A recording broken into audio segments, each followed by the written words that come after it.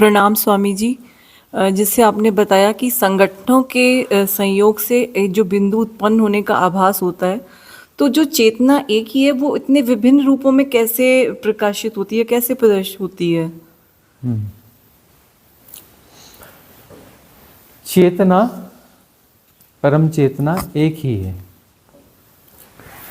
परम चेतना एक ही है, दो है नहीं।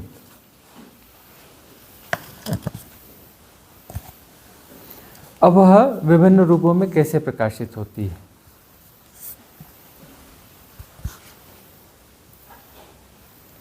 और यही लीला है, यही लीला है कि वह एक ही है और वह विभिन्न रूपों में कैसे प्रकाशित हो रही है। वह एक ही है और उस एक का जो है, एक से सृजन नहीं होता है। एक है तो एक जो है वह सृजन के पार है और यह लीला है कि उसी से सब सृजित हो रहा है, उसी से सब सृजित हो रहा है। तो अब एक जो है दो नहीं होगा तो सृजन होगा कैसे? एक जो है दो नहीं होगा तो सृजन होगा कैसे? यह बात समझ में आती ही नहीं है।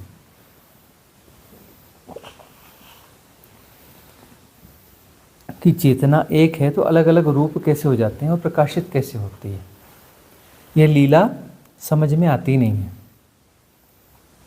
तो एक जो है हम कह रहे हैं कि कभी दो हुआ ही नहीं, कभी बटा ही नहीं। वह एक कभी बटा ही नहीं, अनाहत नाद उसके होने का ढंग है। वह त्रिआयामी है लेकिन तीनों आयाम वही है। वह तीनों आयाम जो है वही है, वह बटा है ही नहीं।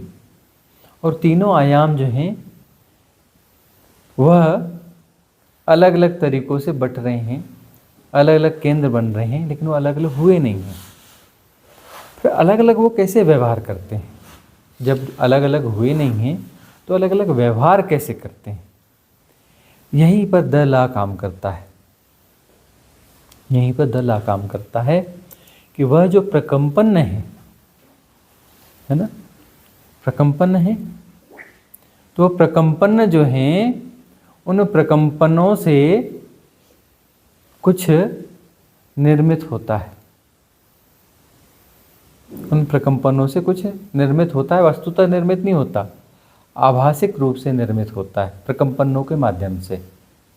तो प्रकंपन है वह प्रकंपन होते जाते हैं, प्रकंपन होते चले जाते हैं।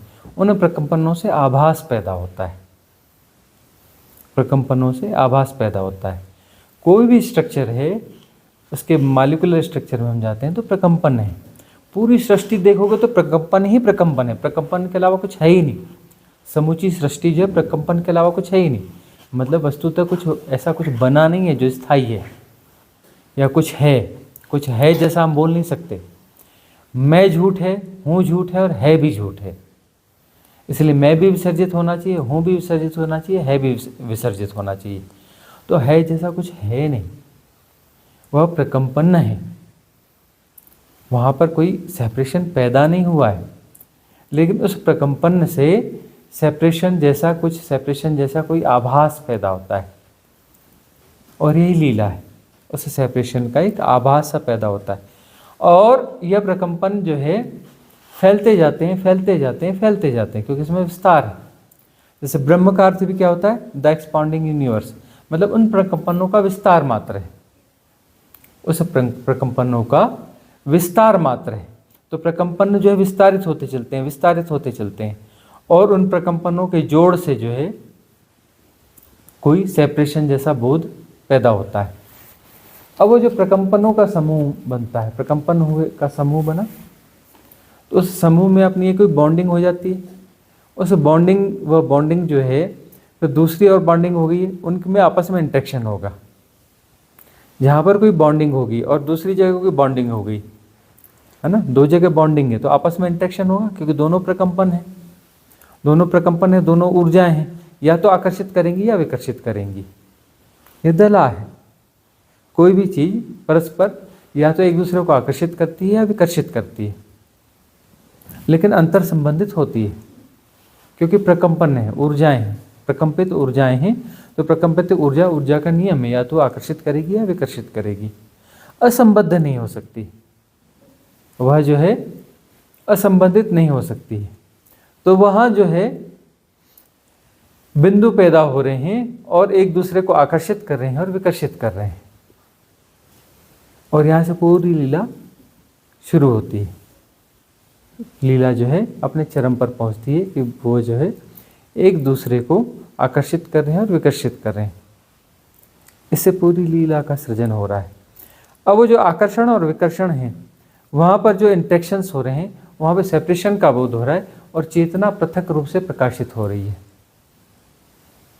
भी आकर्षित और विकर्षित करें मतलब अन्यथा की तरह व्यवहार करें कि मैं अलग हूँ तुम अलग हो। तो जैसे वो ऐसा बिहेव करते हैं तो वो चेतना कैसे प्रकाशित होती है, पृथकता के साथ प्रकाशित होती है, और है एक ही, वह है एक ही, लेकिन इस प्रकार से प्रकाशित हो रही है जैसे वह अलग अलग है, क्योंकि आकर्षित और विकर्षित कर रही है। मतलब यह द्वैत जैसी कोई लीला चल रही है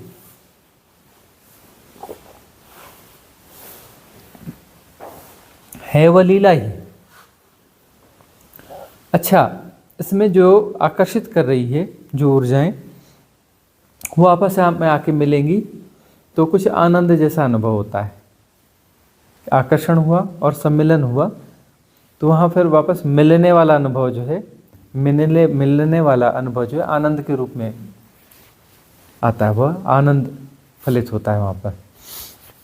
और विकर्षण जब होगा तो विकर्षण में जो है क्रोध होगा, है ना, कुछ संघर्ष होगा, इस प्रकार की चीज़ें पैदा होती है। फिर तरह तरह के सारे भाव पैदा होते हैं,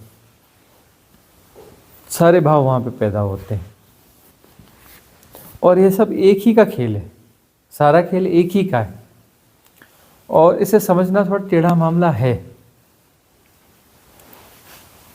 हम इसे समझाएंगे भी, कोशिश भी करेंगे तो समझ में बात आएगी नहीं, लेकिन जब गहरे साधना में गहरे जाएंगे तब ये बात धीरे धीरे समझ में आने लग जाएगी कि है वह एक ही, लेकिन जो है उन स्पंदनों के जो समूह बन जाते हैं, समूह बनकर के समूह परस्पर एक दूसरे को आकर्षित और विकर्षित करते हैं। ठीक है ना। अब वह जो प्रकंपन है, मूल समूह 3 का है, इलेक्ट्रॉन, प्रोटॉन, न्यूट्रॉन है। तीनों के गुणधर्म अलग अलग हैं, उनके प्रकंपन दला के तहत अलग अलग हैं। आकर्षण, विकर्षण और न्यूट्रल, 3 चीज़ है ना। उन मूल तत्वों में ही 3 चीज़ समाहित है, आकर्षण, विकर्षण और न्यूट्रल। इलेक्ट्रॉन होगा, है ना, और प्रोटॉन होगा और न्यूट्रॉन होगा। ठीक है ना। एक जो है न्यूट्रल होगा, एक जो है आकर्षण के गुण को लिए रहेगा, एक विकर्षण के गुण को लिए रहेगा, और तीनों के सम्मिश्रण से जो है यह खेल, यह लीला चलती है, जिसके कारण वहाँ पर जो है चेतना प्रकाशित होने लगती है पृथक रूप से। हर परमाणुविक स्ट्रक्चर के साथ में, उस स्ट्रक्चर के साथ में सेपरेशन जैसा कुछ जो है प्रकाशित होने लगता है वह एक ही, लेकिन वो सेपरेशन जैसा प्रकाशित होने लगता है, और यह दला उसमें इनबिल्ट है, उस खेल में यह दला इनबिल्ट है। अब ऐसे जो प्रश्न हैं, ऐसे प्रश्न किए जाते रहे बुद्ध के सामने ना, इस प्रकार के, तो ये क्या क्या कहते थे, 14 प्रश्न उन्होंने छांट के रखे थे। इससे संबंधित कोई भी प्रश्न है उसका जवाब हम कुछ नहीं देंगे, कुछ पूछोगे हम आंख बंद करके बैठ जाएंगे, जवाब ही नहीं देंगे, हम इसका जवाब देंगे ही नहीं, क्योंकि प्रश्न ऐसे हैं कि समझाएंगे तो भी समझ में आने वाले हैं नहीं, समझाएंगे तो भी समझ में आने वाले नहीं। ऐसे 14 प्रश्न छांट के रखे थे भगवान बुद्ध ने भी, जबकि उनकी मेधा अल्टीमेट कही जाती थी, तो भी 14 प्रश्न उन्होंने छांट के रखे, उसका जवाब देते ही नहीं थे।